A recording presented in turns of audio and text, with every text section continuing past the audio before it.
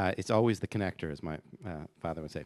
So just back to Peter's question very briefly, and the answer to it. The patron is the person who I consult with, would be Paul Allen. Paul Allen is, in fact, one of the few people who I think is putting money into making AI better, not maybe quite AGI, but going in that direction without commercial interest. And of course, disclosure, I'm consulting with him. So people have been talking about when AI is going to come for a long time. These are wonderful data from MIRI showing that the modal answer is about 20 years from now, and that's been true for about 60 years. So there have been some significant victories, like Watson winning at Jeopardy. There's almost always a catch. There are almost always bounded domains. Chess is obviously a bounded domain. Jeopardy is less obviously a bounded domain, but if you read the technical literature, it turns out that 93 or 94% of the answers in Jeopardy turn out to be titles of Wikipedia pages. So you can do very well if there's a boundary. But if there's not a boundary, a narrow boundary, you don't do so well. So machine reading still isn't even close to a 4th grade level. Common sense understanding, there really isn't an AI implementation that I know about. Natural language understanding has gotten a lot better, but it's still limited to very narrow domains. Scene understanding, sketch understanding, I don't know any machines that can play Pictionary. The capacity to learn new tasks, and people have already talked about this morning, is very limited, and I would say there's been very limited progress towards AGI. I come to this from the perspective of cognitive science, trying to understand how natural intelligence works. And I would say that the problem is not that we lack theories, but that the theories that we've come up with are pretty thin. So the first big theory of 100 years ago was the behaviorism theory that said basically stimulus and response could account for everything that we do. It was a nice, beautiful mathematical formalism. It made some pretty good predictions about what pigeons do. It didn't do so well when getting to human language, as Noam Chomsky famously pointed out. Then when I was in graduate school in the late 80s and early 90s, the trendy thing was parallel distributed processing, neural network models. You had a bunch of input nodes, a bunch of output nodes. They were supposed to look like brains, but the resemblance was perhaps superficial. For about a decade, they were completely dominant, and then they kind of disappeared. They've come back a little bit in the form of deep learning, which is definitely the flavor of the month. I went to this GigaOM panel a couple nights ago, and everybody there was raving about how wonderful deep learning is. Andrew Ng was basically equating artificial intelligence with deep learning. He said, whoever wins at AI will win the internet. And he had just sort of slipped in the assumption that deep learning was the way that you would do it. I'm pretty dubious. I'll come back to why. Then there's evolutionary psychology. That was the great theory of the late 90s. My mentor, Steven Pinker, was one of the big people who pushed it forward. And there's some reason to believe that the mind is an adaptive solution. It's not as adaptive maybe as that people in that field talked about, but that's a story for another day. But I would say it's had almost no influence on actual work in AI. Very popular now are Bayesian accounts of human cognition. There's this one equation. I won't go into it because I clearly don't have time. But anybody who is interested in my take on Bayesian accounts of cognition, for some reason the slide's animated. I wrote a paper in Psychological Science last year going through that literature piece by piece, showing that it's not actually such a great model for human cognition, although it's certainly a handy tool if you're building AI. If there's time for questions, I could talk about it more. Another approach is whole brain emulation. I spent last week, part of it in Lausanne, where they're doing the European effort to build a whole brain simulation.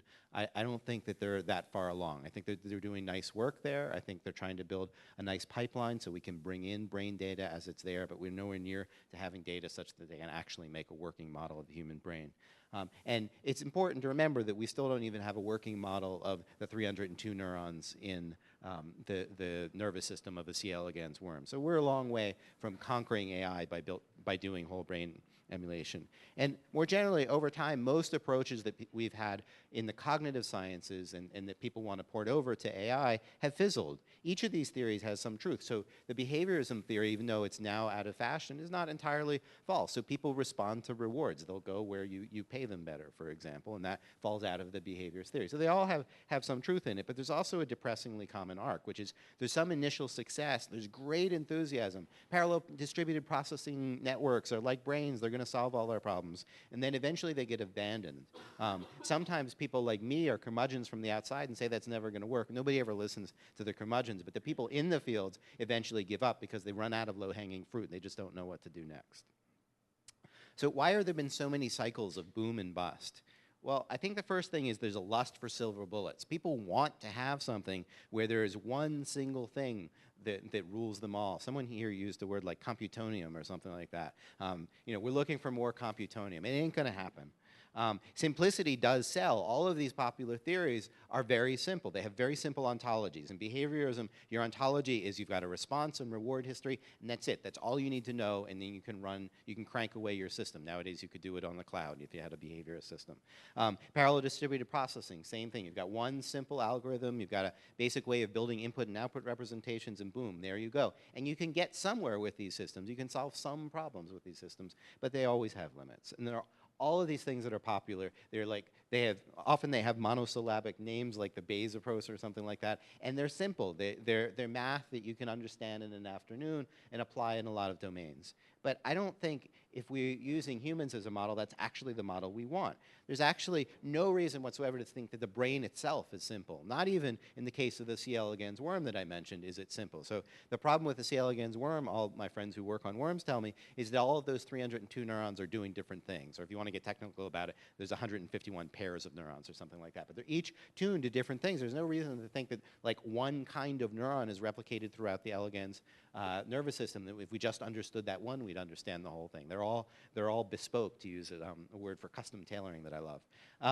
And if you look at the human brain, or just mammalian brains in general, the degree of complexity is so far beyond anything that anybody's considering, either in AI or in theoretical neuroscience. So on the top left is a figure that you're obliged to show if you speak at a neuroscience conference by Fellman and Van Essen, where they mapped out the visual areas in the macaque brain. And it's incredibly complicated, you can tell. What you can't tell from the figure is that it's also wrong. It's a vast underestimate of the real complexity of the macaque visual system. There's been some new work that was in Science a year ago by Henry Kennedy and someone named Markov, who I may or may not be related to the mathematician, showing that basically every area is connected to every other area, and it's just a matter of degree varying in 6 orders of magnitude. So if you draw the actual matrices of brain connectivity, it turns out to be about as complex as you could imagine. And then I have other pictures up there illustrating the complexity of the basic schema of the 6 layers of a cortical sheet, and it's incredibly complicated. There's a cool app called Cognitive Consilience, where I drew that picture from in the top right, where you can drill down and you can look at each of the connections. What are the references? What are the scientific studies that have said that there's this kind of connection in the 6-layered cortex? It's insanely complicated. Other pictures are up here to remind me to tell you that we don't even know how many neurons there are. We don't even know how to count how many kinds of neurons. We know there's like 86 billion neurons plus or take a few billion, a few billion neurons between friends. We know approximately how many neurons there are. We do not know how many kinds of neurons there are. So each kind of neuron is doing something different. It's contributing to the processing of the brain in a different way. There are different physiological characteristics. They're trafficking different neurotransmitters. But if you ask a neuroscientist how many there are, nobody knows. But they all know it's hundreds or maybe thousands, and there might even be uncountably many because the individual gene expression in each one is actually different. So there's huge diversity that doesn't mesh with the simplicity people are looking for. The bottom right is showing that the same thing is true at the level of individual synapses. So there are hundreds of different proteins in each synapse, and they're not all the same from one synapse to the next. And those different proteins are there for some reason, and it's not to make nature simple. Second cause for all these booms and busts is an excessive love of empiricism. So many people in AI want to start with a blank slate. I don't know why they want to do this. The best I've ever heard explanation of it is that empiricism, the idea of a blank slate, tabula rasa, is itself innate in our brains, that we are born wanting to believe that we learn everything by imitation and stimulus and response and so forth. But you go out and you look at people working with things like the iCub robot, and they'll like try to teach them like little babies. They'll say, this is a ball, and you can watch videos of this if you want on the web, and they don't learn anything. I mean, maybe they learn what a ball is, but they don't generalize at all. So I have a 20-month-old infant. He is way ahead of 20 years of developmental robotics, where they start with a blank slate instead of starting with some sophisticated systems from the get-go. Then there's something that I would call neurophilia and physics envy. So people like systems that sound brain-like, where the word brain-like is a pretty vague term. What do you mean brain-like? How much does it have to be like a brain before it qualifies? And there's also physics envy. Like the fancier the math you use, the more people like it. So this is why the Bayesian stuff is, I mean, it's not that fancy math, but it's part of why people like it. But I think if you go around and look at what's actually been done in AI, the brain-inspired stuff is actually really limited. So brain-inspired stuff is useful for check reading and optical character recognition and It's in Google's cat detector that I guess I'll mention in a minute. But most everything else doesn't actually make heavy use of brain-inspired stuff at all. So there's a little bit of it, for example, in Watson. But Watson depends heavily on good old-fashioned AI techniques that are, I think, ridiculed widely, but are actually pretty effective. And so Watson puts together basically every good idea that there's ever been in AI, puts a little bit of things like deep learning as sugar on top, but it's actually using all of those techniques. It's certainly not simple. Probably or arguably the best brain-inspired model out there is Jeff Hawkins, which has actually like gotten an academic treatment and is being used in a commercial application, which is Numenta. I made a kind of open wager with him in the New Yorker. I said, what you claim you do is real-time predictive analytics. Well, show us, that you can actually do this. Real-time predictive analytics. What if I give you a live feed of all the chess games on the planet Earth, which is something you can easily get now. There's websites that will give it to you. Maybe it's not all of them, but plenty of games, chess games. If you really had real-time predictive analytics where you turn a crank, you pour in data, you turn a crank, and out comes an answer to the problem, then you should be able to play chess that way. Hawkins has not yet gotten back to me on my challenge, and I don't expect that he will. The flavor of the month is deep learning. And this goes back to what I think is the most influential idea of modern neuroscience, which is that we have hierarchies of feature detectors. You start with low-level feature detectors. They're looking for lines, and then you combine your lines, and you're looking for intersections, and then textures and objects and so forth. There's good reason to think that this is a real part of the human brain. So there are data that suggests that you can have very specific neurons that will respond to Jennifer Aniston and nothing else. There's work by Christoph Koch and Itzhak Fried.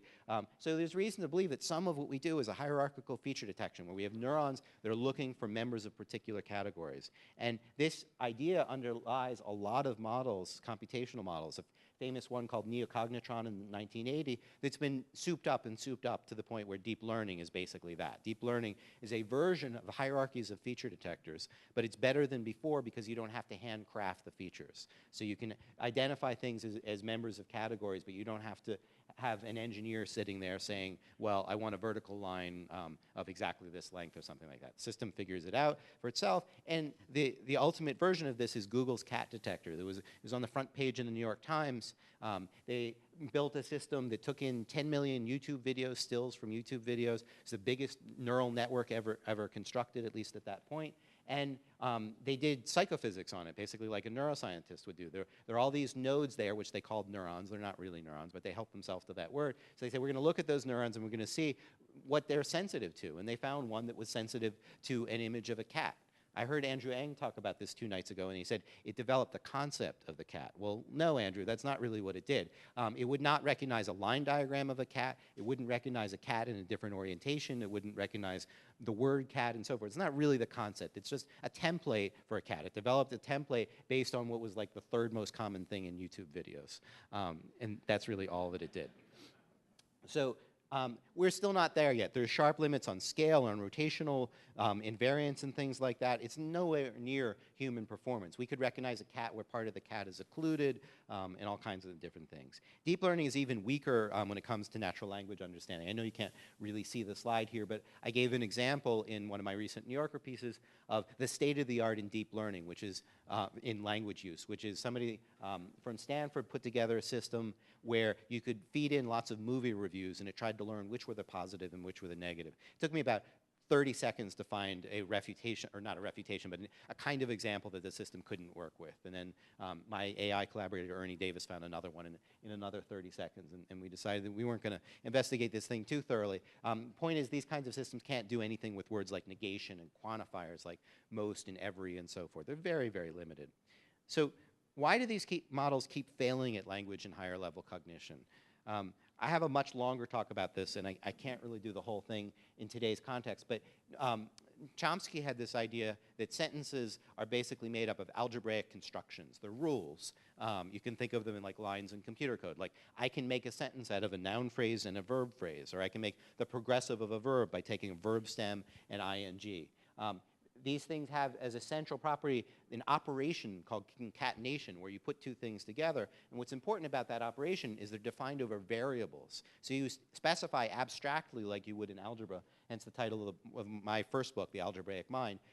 You have these algebraic operations that are defined for whole classes of entities. You don't need experience with each particular entity in those classes. So the dominant paradigm is that we classify things. So we say this is like another cat. The closest thing in my experience is a cat. But language doesn't work that way. It's not like you're understanding each of my sentences as the closest previous sentence that I heard is such and such. You're saying maybe it's like some other sentences, but you're constructing a new meaning for it. If I didn't say anything new, the talk would be boring. Hopefully I've said something new. You've constructed new representations. The deep learning systems can't do that.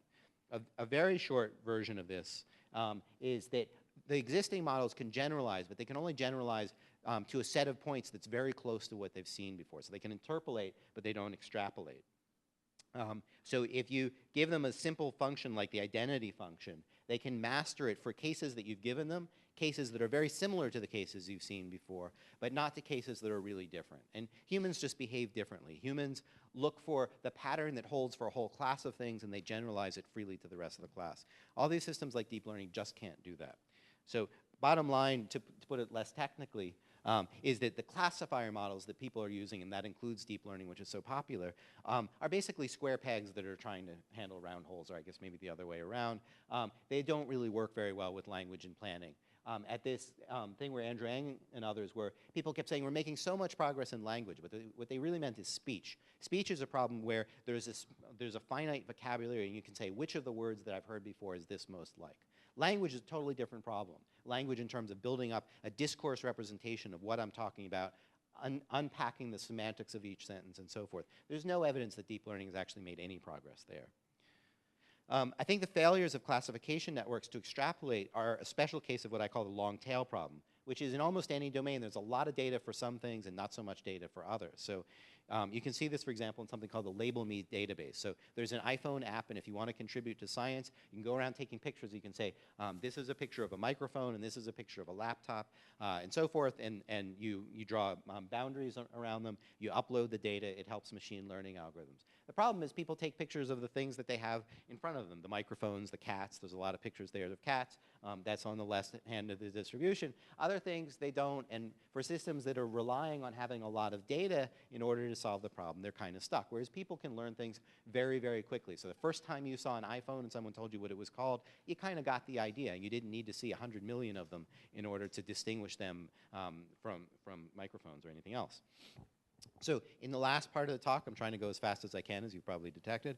I'm going to give some hints from human cognition. This is sort of a cognitive scientist view of, how are we going to get closer to AGI? I'm not really, given the time constraints, going to say anything about the ethics, but let's assume that it's a good thing, and we can argue afterwards if it's a good thing. If we were trying to build AGI, first thing to realize is that we don't want to build a human replica. So I understand the notion of we're talking about something that's roughly human-like, but we don't want something that's exactly human-like. We don't want something that's bad at arithmetic, falls asleep, can't remember anything, and so forth. First tip, I would say, is humans have a really good knack for inference, for knowing what inferences to draw in particular places. The systems that we have now are good at knowledge. And in fact, they're better than us at knowledge. So Watson is better at us at information retrieval. So is Google, but Watson is maybe arguably even better. So we have systems now that are good at finding facts that are relevant to situations. We don't have systems that are good at saying which of those facts actually are going to help me make the logical inferences that I need to make here. We're very poor at that. Part of that is because humans have really good ways of coping with inconsistency. So if you've taken a logic course, you know that once you have a contradiction, you can derive anything. And this is a real problem for machines because humans are full of contradictions. My favorite one, because it's easy to remember, is out of sight means out of mind is the opposite of absence makes the heart grow fonder. Like we have these both in our heads. They're drilled into us by society. These proverbs are contradictions. Does that mean now we should infer anything? Obviously not. But we don't have yet machine ways of dealing with contradiction in a sort of general systematic way, in the way that people seem to do it. So understanding how people deal with that, I think, would be a valuable cognitive science project that could inform AGI. We also have a knack for knowing which inferential principles are relevant in a given domain. So mostly you're thinking about me in psychological terms right now. But if I stood over here and looked like I was going to jump on you, you might think of me as more in terms of physical terms. You'd make that transition pretty quickly and decide maybe you should get out of the way. So you can decide which domain is really relevant right now, rather than having to like do a search tree of all the possible things in the world, and by the time you with your human processors do the full search tree, I've landed on your head, and that wouldn't be good.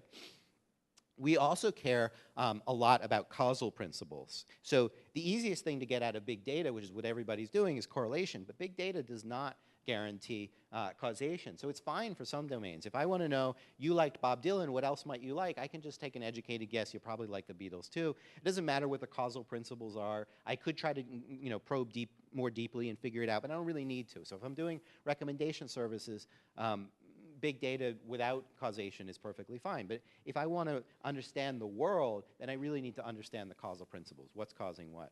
You can think about children going around, 3 or 4-year-old children saying, why is the sky blue? Those kids are figuring out causal principles. My 20-month-old doesn't really have that language yet, but it's clear that's what he's trying to figure out. So what causes what? What makes things go?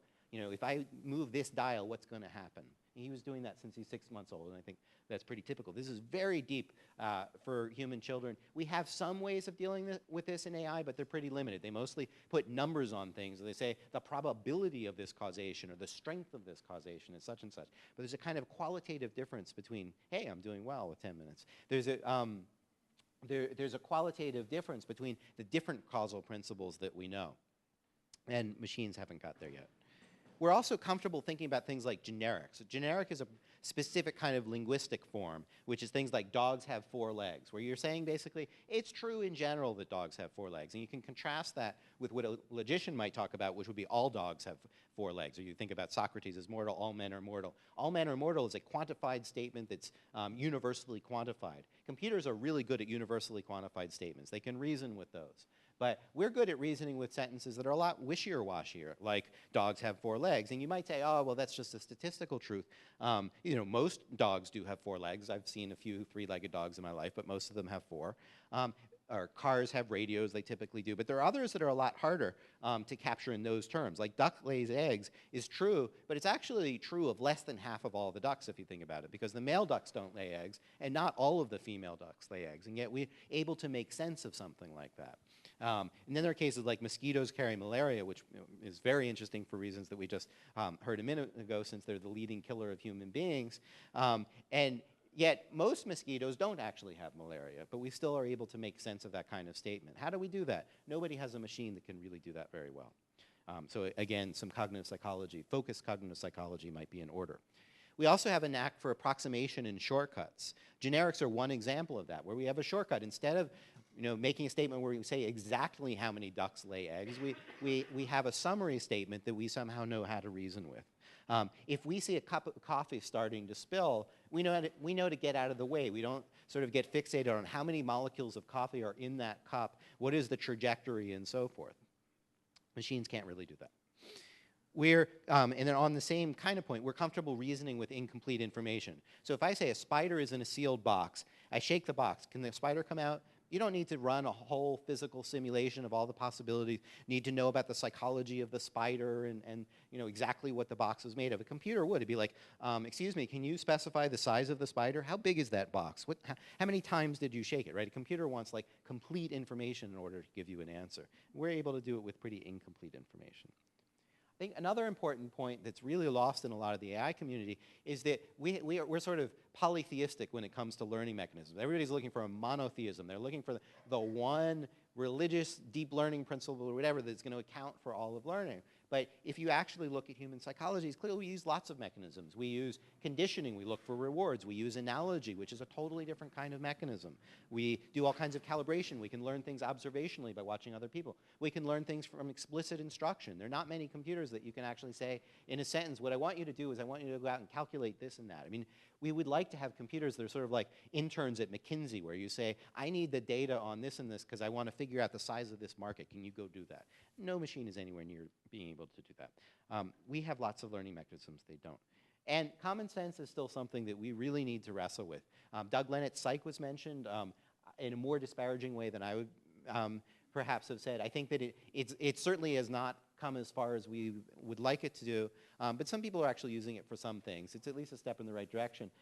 This image here is showing how the deep learning systems do something that's kind of like technically correct but bonkers. So a particular system, maybe it's not deep learning, but a similar system, was looking at this image, and it says there's a car there, like off in one of the reflections of the water. And in some sense, the system's not like mathematically erroneous. Those pixels, if you zoom in on them, look a little bit like a car. Probably in the back you can't really see it. But no human would ever say there's a car in the water unless like they knew in advance that Tony Soprano had thrown somebody in the lake, and then it becomes plausible.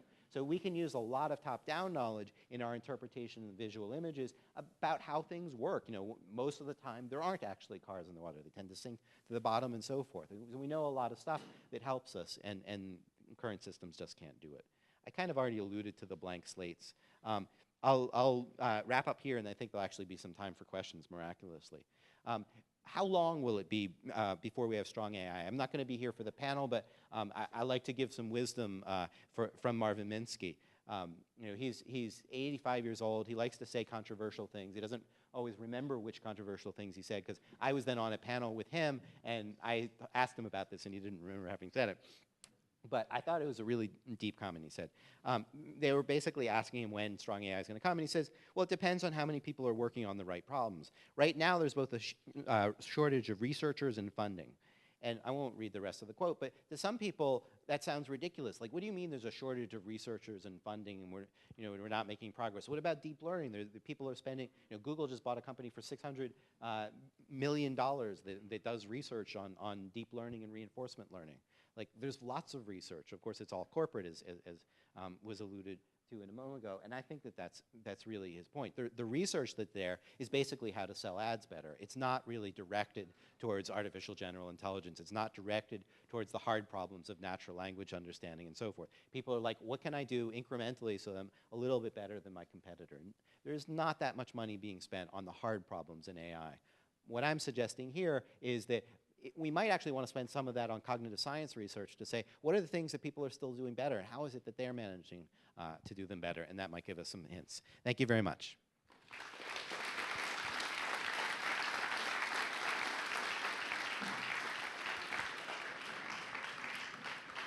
Bonus cartoon from Gary Larson on amoeba level intelligence. Stimulus response, stimulus response. Don't you ever think? That's about where the machines are. They still haven't got the thinking part down. Do we have time for questions? Yes, we have time for a couple of questions. Hey, hi, thanks for the talk. So you mentioned the amazing complexity of brain. You were talking about the hundreds of proteins per synapse. And like most of us, I think, here know, that amazing complexity that basically stems from a genome that is 3.2 billion bits, right? So if you, we're talking about a complexity of approximately a couple of hundreds of megabytes of information. So how do you, is there some kind of contradiction there? Is there importance, for example, for the level of complexity that you want a system to produce without necessarily simulating every single minutia, every single detail? How do you, is there some kind of contradiction there, and how do you? So I think there's sort of two questions in what you ask. And the answer to the first one is the DNA is a compression scheme that has a lot of subroutines in it. So, how do you get a chimpanzee out of a primate genome? Well, there are a lot of subroutines that you can already borrow. So there are things called master control genes that can influence what all the other subroutines are doing below it. So you get that complexity because basically the genome is a generative algorithm. I don't know if you know Conway's game of life with the, if you have 4 neighbors, then you keep doing things. Something called a cellular automata. The genome works a bit like that, where individual cells are following different rules, but there are about 20,000 different rules that they can follow, and they interact with one another. So you get that complexity by having all of these different rules at the individual cell level that interact. And Jim Watson had a great line about when the genome was finally sequenced, reporters couldn't figure out what to say about it, except that there were a lot fewer genes than people thought. The San Francisco Chronicle was, human survives on 1/3 as many genes as previously thought, which is sort of ridiculous. And it turns out now it's 20,000, the number keeps dwindling. But what Watson said is, well, imagine you have a play with 20,000 or 30,000 actors. There are going to be some very complicated alliances and all kind of stuff going on. So that smaller number doesn't give you the whole complexity. The other part of what you're asking is, are there any shortcuts? So if we want to build a simulation of a human brain, do we have to actually capture all of that detail? And I wish I knew the answer, and I'll be honest, nobody knows the answer. I certainly don't. There are lots of people who wonder about that question, like, do we have to capture everything at the synapse level? And we don't know the answer. There are good mathematical proofs, proofs is maybe too strong a word, but mathematical arguments that, for example, the physical dynamics of the dendrite really matter, that you know, the shape of them really matters. There's good reason to think that it's under molecular control. There's good reason to think that not too much in biology is completely wasted. There is junk DNA, so it's not a guarantee that just because I see something in biology it's useful. But on the other hand, when you see things maintained over selective sweeps over a long period of time, you think that it's probably there for some reason. And when you see things shared across a lot of species, so you know, the distribution of proteins and synapses doesn't seem to be that different in a mouse than a person. You know, probably there are some important differences, but you see these things get used over and over again, that seems to be a hint. There are some anomalies, like there are certain plants that have many, many copies of their genes. It doesn't seem to be important. It's not a widespread innovation. But the overall level of complexity seems to be conserved a lot across a lot of species. It suggests to me it's probably there for some reason. We haven't figured it out yet. Two things. Minsky specifically said, you mentioned him, so he specifically said that he suspects that the level of complexity that is required to produce something similar to human intelligence is actually amazingly small. It's just that we don't have the right software. Kurzweil also said something similar to that. In addition to that, speaking on the level of complexity that is required to produce the desired effect, we have, for example, an artificial pancreas. So you don't have to literally capture all of the details in every single cell. A cell is more complex than a galaxy, and you can still have the desired effect on the macro level. It's a question of which. Since you're into your second set of questions, there's someone else. I'm gonna answer now briefly and then take another question. Kurzweil, for example, is a good instance of someone who's trying to capture it simply. And what I said in my New Yorker review, among other things, is a book called How to Create the Mind. There's no contact in that book with how actual minds work. It's like he's never read any paper in psychology. You can get first-order phenomena with simplification, but to get the second-order phenomena, the detail, why we have the kinds of brains that we do, how they do the things that we can do, I don't think it's going to happen. We can talk more, but I should take another question.